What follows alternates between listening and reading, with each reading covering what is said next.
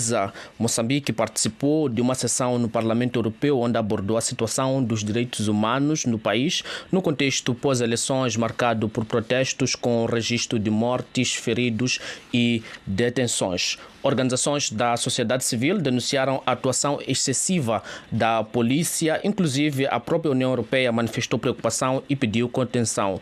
Vamos falar com Ernesto Nhanal, diretor do MISA, sobre como é que foi essa participação no Parlamento Europeu. Ernesto Nhanal, muito boa tarde, seja bem-vindo ao Washington Fora de Horas. Qual foi o quadro analisado neste encontro? Muito obrigado, boa tarde, mais uma vez.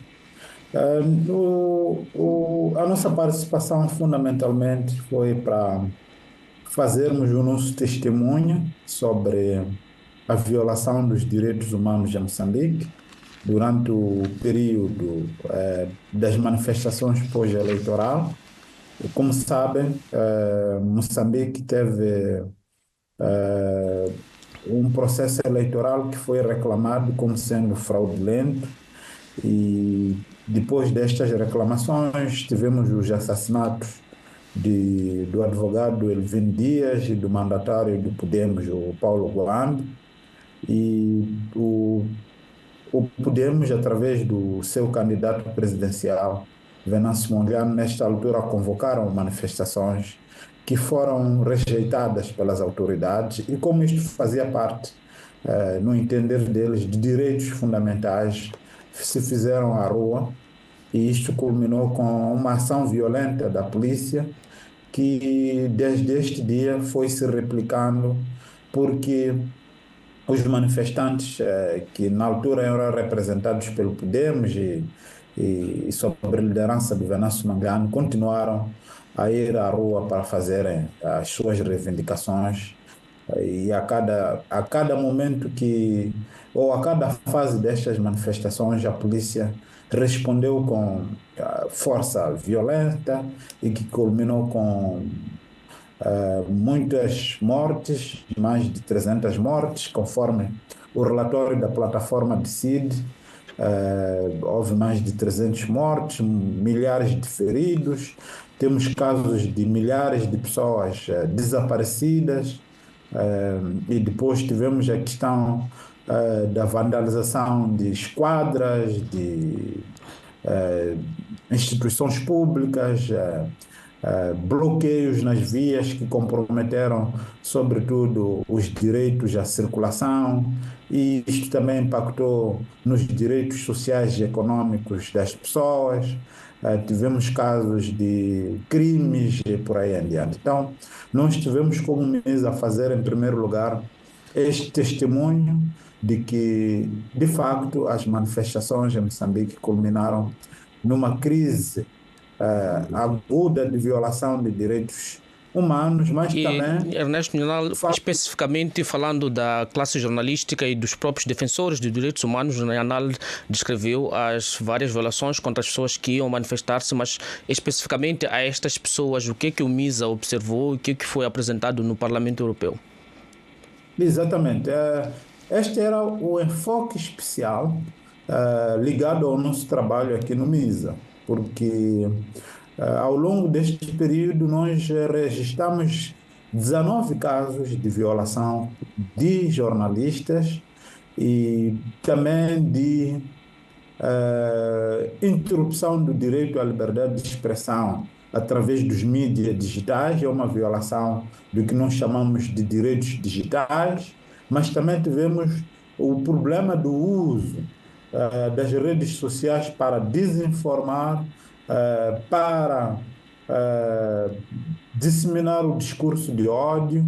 Também tivemos situações em que a internet foi usada para fazer assédio contra pessoas e também tivemos casos em que a internet foi usada para expor de forma violenta e incitar que as pessoas atacassem outros cidadãos indefesos e bloquear sobremaneira os direitos das liberdades de expressão. Agora, há uma questão E nesse contexto de várias violações, conforme o MISA reportou, Daniel Chapo já tomou posse, novo governo, novo comandante da PRM, mas como garantir a responsabilização de todos, depois de todas essas violações, como garantir a responsabilização e justiça e, acima de tudo, permitir com que essas violações não se repitam? Esse é que é o nosso ponto fundamental. Penso que a minha abordagem, para quem a acompanhou ontem, não se focou simplesmente no testemunho e no relato sobre o que aconteceu, mas, sobretudo, na contextualização da natureza do nosso Estado, que é um Estado autoritário, não é? Em que as instituições do Estado, em especial a Polícia da República de Moçambique, comportou-se de forma não profissional e partidarizada. Se forem a notar logo nos primeiros episódios, a própria Polícia da República de Moçambique procurou fazer uma ligação entre o assassinato do Elvino Dias e o Paulo Guambe a questões de índole privado. Mas estou a trazer este exemplo só para dizer que há uma crise de legitimidade do Estado. Isto também esteve por detrás das manifestações. E esta legitimidade resulta do facto das instituições estarem a ser disfuncionais. Então, como é que tu vais encontrar justiça? Como é que tu vais encontrar responsabilização? Num contexto em que há elevados níveis de partidarização, em que as instituições não estão a ser usadas para o bem do serviço público ou para a justiça, mas são usadas para o serviço das pessoas que estão no poder político. Então, a nossa grande preocupação é esta, tudo vai partir de um processo de reforma, de mudanças que o presidente Chapo tem que promover em vista a credibilizar as instituições, em primeiro lugar, porque só haverá pacificação e reconciliação onde houver responsabilização. E a responsabilização não existe sem a reconstituição da verdade. E para se reconstruir a verdade, é preciso que haja um trabalho profissional de investigação, apartidário e independente, para garantir que tudo seja esclarecido. Então, para nós, o ponto é este, é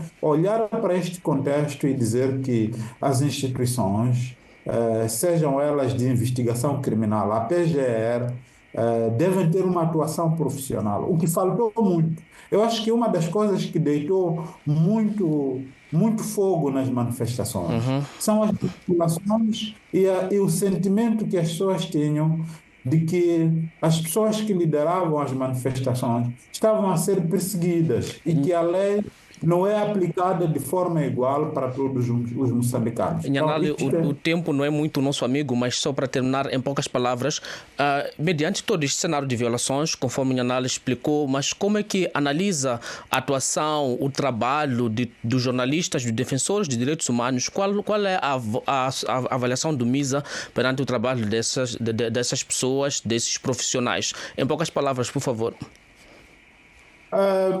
No que nós assistimos é que os defensores de direitos humanos e jornalistas trabalham num contexto de risco, que se manifesta primeiro sob o ponto de vista de censura e bloqueio, censuras veladas. Eu lembro-me quando o candidato presidencial, na altura ainda era candidato, Venâncio Mondlane, regressou a Moçambique, houve uma forte negociação dos jornalistas que estavam a ser proibidas de estar num evento público que o próprio Venâncio Mondlane convidou a diversas entidades, incluindo a imprensa, para estarem no aeroporto. E a polícia não tinha classificado este evento como um evento de risco de segurança. Mas quando os jornalistas chegam lá, em primeira linha foram coartados de poderem cobrir aquele evento e tiveram que negociar. Mas, para além disso, nós temos casos de censuras veladas diretas aos jornalistas e aos editores que são pressionados, às vezes, a não darem cobertura ou enfoque, ou a não colocarem as manifestações na sua agenda jornalística. Se forem a analisar, a imprensa nacional, a certos momentos, não cobria as manifestações. E depois temos esses casos em que a própria polícia viola diretamente. Então as pessoas e os jornalistas têm consciência de que a qualquer momento podem ser vítimas. Isto condiciona certamente Obrigado, obrigado Ernesto Nhanal pela participação no Washington Fora de Horas. Espero voltar a conversar com o Nhanal nas próximas oportunidades. Continuação de um excelente trabalho em Maputo. Até a próxima. Muito obrigado. Muito obrigado, muito obrigado.